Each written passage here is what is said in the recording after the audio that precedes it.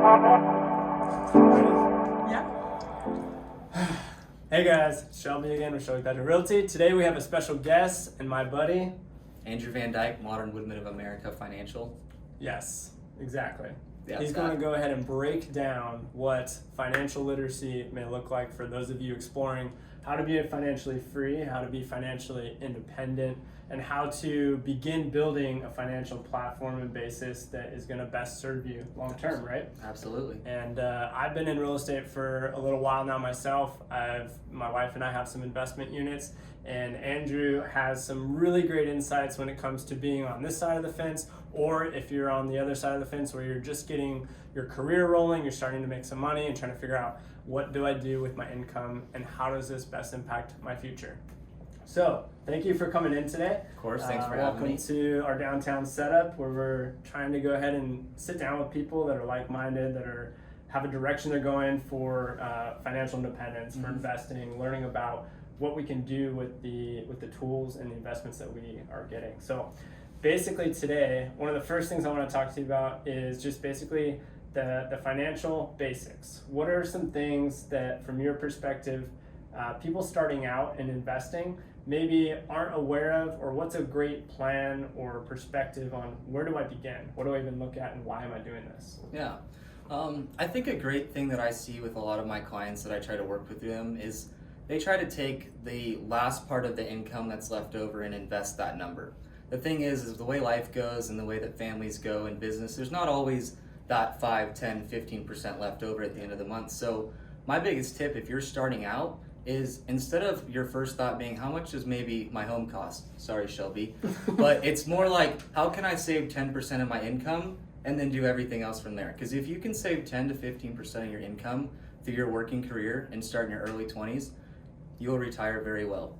And it's kind of like the idea of mitigating chasing your tail, right? Because by the end of the month, all these things come up and then you're like, oh man, my AC broke, or this or that happened. And before you know it, you've got like nothing ready to save, right? Or invest, and then you're like holding on to it. So kind of creating that discipline and that mindset of being on top of it. You know, you don't want to be behind on when you're 30, 35 years old and it's like, okay, if I even show you a 5 to 10 year opportunity cost, and we'll get to that on the whiteboard in a second, it's a massive investment over 20, 30 years. So if you can start in your early 20s when that income gets rolling, you're going to be massively better off than when you're starting when you're early 30s, 35 years old. And you have a lot more money to make up in that by wasting that time. So for an amateur investor or a beginner investor, let's go ahead and break it down for them. Instead of going to Starbucks, 3, 4, 5 days a week, instead of going out to dinner 4 or 5 times a week, let's go ahead and break it down for the minimal side of things. Like, what if you put $250 or $500 disposable income per month away? What does that look like? And for that, let's go ahead and visit the whiteboard. All right, so give us the breakdown. Say I've got $250 and $500 a month that I want to start investing. What could that and what may that look like? Sure. So let me preface this with saying investments are never guaranteed. If your financial advisor is going to sit down with you and tell you that your money's in the market and they're going to get you this return, they're wrong. They may do that, but they can't promise you that. So I just want to preface this conversation. I'm doing hypothetical returns that have happened and may continue to happen, but nothing is guaranteed. I will say this though, for 30 years, so if you started when you're 25 years old to 55 years old, and you put $500 a month in at an assumed 12% rate of return, this would be a fairly aggressive investor, but when you're in your early 20s, there's really no reason to not be aggressive. It's a long-term outlook. It's tough to see that money dip, but it's really more a paper loss than anything. If you don't pull out, you're really okay. As I like to say, if you don't jump off the roller coaster, you don't die. But if you did that for 30 years, $500 a month at a 12% rate of return, you'd have $1.765 million. So that shows you right there what 30 years of just doing $500 a month can get you to in that amount of time.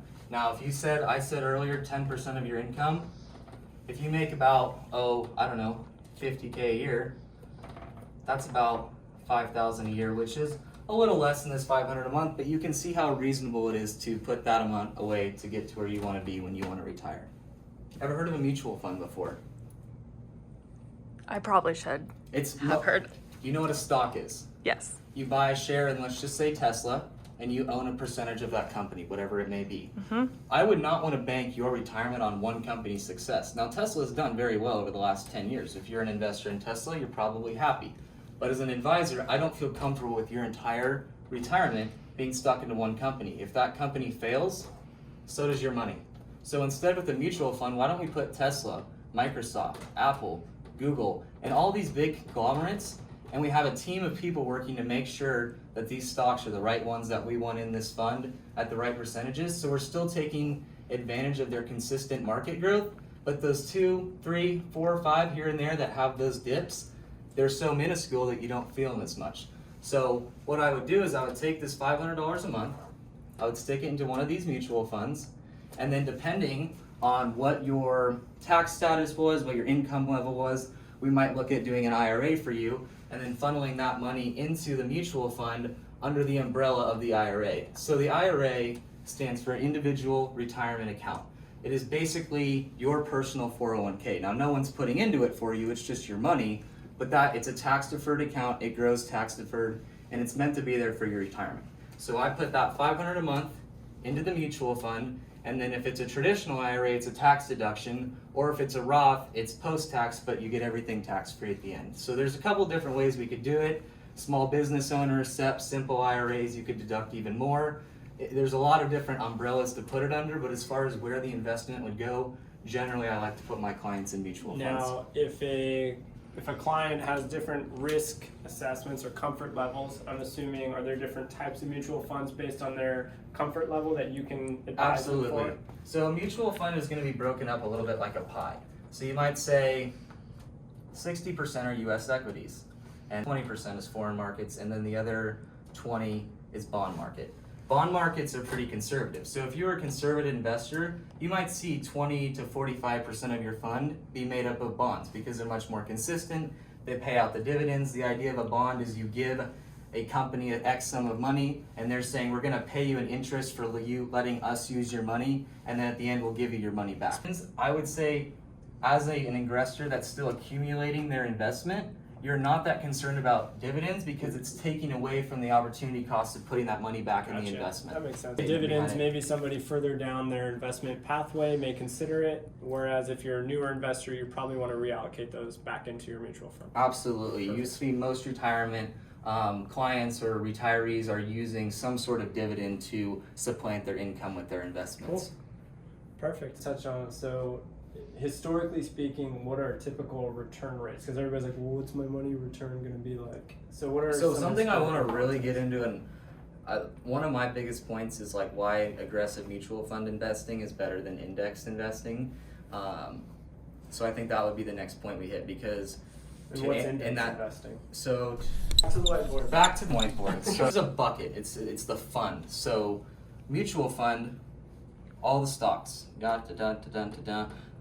Your sales charge, on average, on a long-term investment is going to be about 0.5 to 0.8 every year. That means out of your account, 0.5 to 0.8% of it gets taken every year. What pays for that is so people like me can help you manage your account, and then the nerds that sit in a dark room and decide which stocks should go in and out, do that all day, every day. So if you think back a few months ago when GameStop was huge, at one point some of the growth funds I work with had like 1-2% GameStop because short-term they were trying to take advantage of that super quick climb. Index funds are much cheaper, 0.01 to 0.04% sales charges. So I hear a lot of people say that index funds are better because you're paying less. Well, the thing is they stick those same type of companies in, Tesla, Apple, Home Depot, Microsoft, yada, yada, yada, but they don't have a team of people managing them, so they leave those stocks in there for long periods of time. So the indexes have historically done 8 to 10%, whereas some of the more aggressive mutual funds I've worked with have done closer to 12 to 14%. So I'm always down to pay, let's see here, let's just cut the difference and we'll say the lowest sales charge possible. You did 9% with a 0.01 sales charge, you got 8.99% return. Well, if you went over to a mutual fund, we'll split the difference on here and say you did 0.6, you owed them, that's the one that I use, Growth Fund of America is a 0.6 for. Well, you take, let's say 13% minus 0.64, and we're still at 12.36%. So where did you get better off? Yeah. Much better in the mutual fund. And to answer your question, if you're a more conservative investor, you're getting close to retirement, then index may be a little more sense for you because you don't care about hitting that 12 is 14%. You're not as volatile anymore. But for that younger investor that's really trying to grow, pay the company a little bit extra to manage your money so you can get those types of returns versus these. And I can show you the Growth Fund of America tracks against the S&P 500 index. If any of you invest, you probably know what an S&P 500 is. I can tell you that from 2000, if you put 10K in, there has not been one point where this growth fund has lost to the index, even in 08. So it went down, don't get me wrong, but because they're actively managing it, they can stay ahead of the indexes. Still winners in downturns. Exactly. Dang. Fire. Awesome. Thanks for dropping like a bomb of knowledge. Yeah, that's a Really pretty cool big funds. one for me. Yeah, that's awesome. You definitely know your stuff, so appreciate you coming on, kind of walking people through this. On the other side, right? So that's kind of the basics, and of course there's a million different ways we can go with basic principles for investing, but that's kind of like the meat of it, right? For people trying to get into it.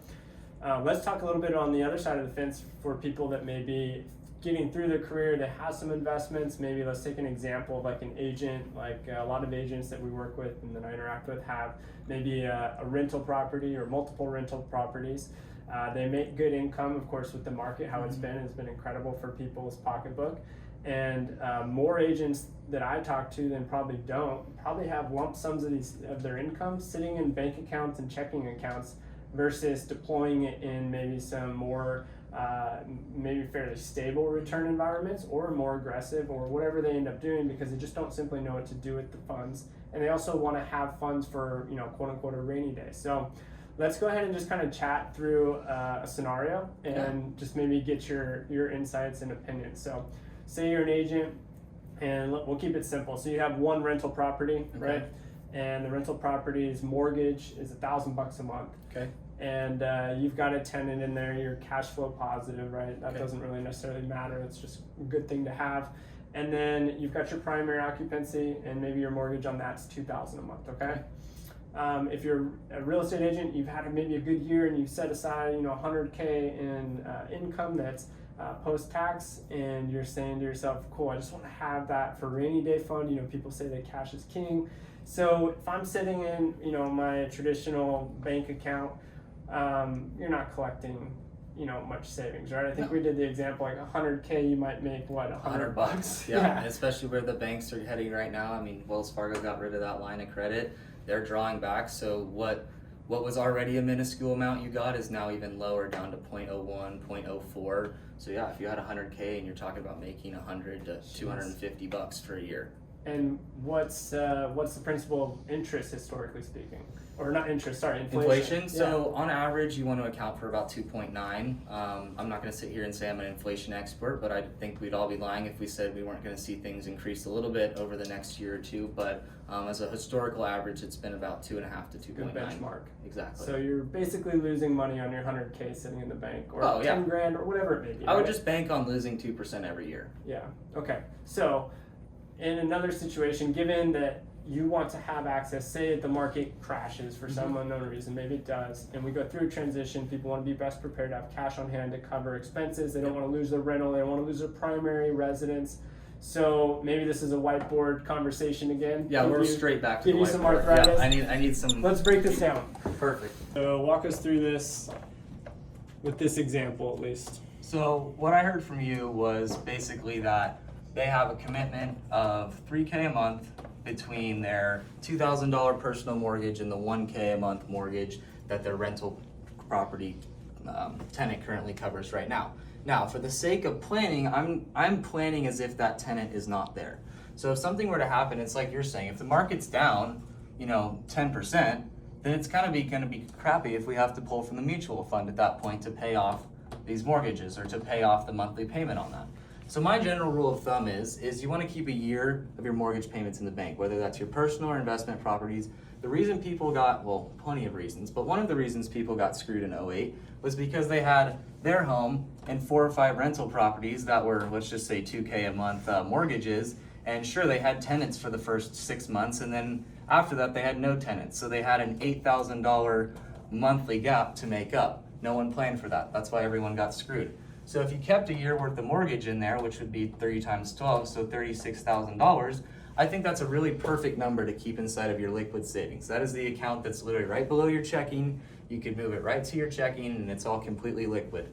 I would take the difference on that, which is $64,000, and I would stick that into an accessible mutual fund. So the thing to know about mutual funds is they say they're liquid, and they are. You can pull the money whenever you have it within a few days.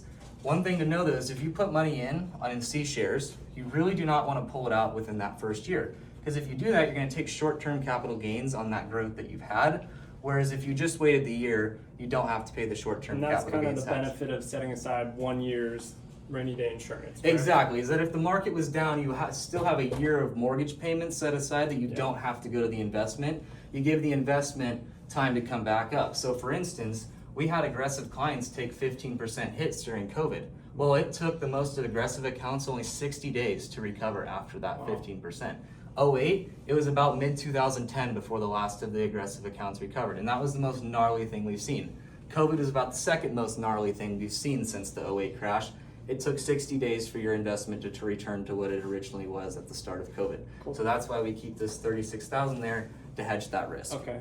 So worst case scenario could take a couple years potentially, and if you're setting yourself up for a rainy day fund for a year or a little bit longer out every year. And once you're out of that first year, you don't pay short-term capital gains tax. So it's just the same as it being in savings at that point. And do you know what are those capital gains tax percentage rates? Well, let's just say, you know what, we could go aggressive, but just for simple math, let's just say it was 10%.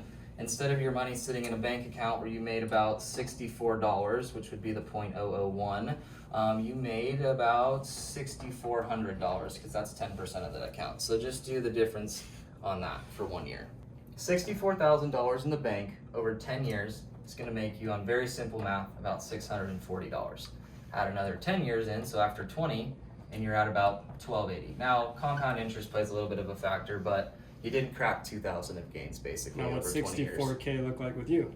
Well, if you did 64K for 10 years and didn't put anything else in at an assumed rate of 10%, which is still, while being an aggressive investor, a somewhat conservative hypothetical, 173,000 after 10 years.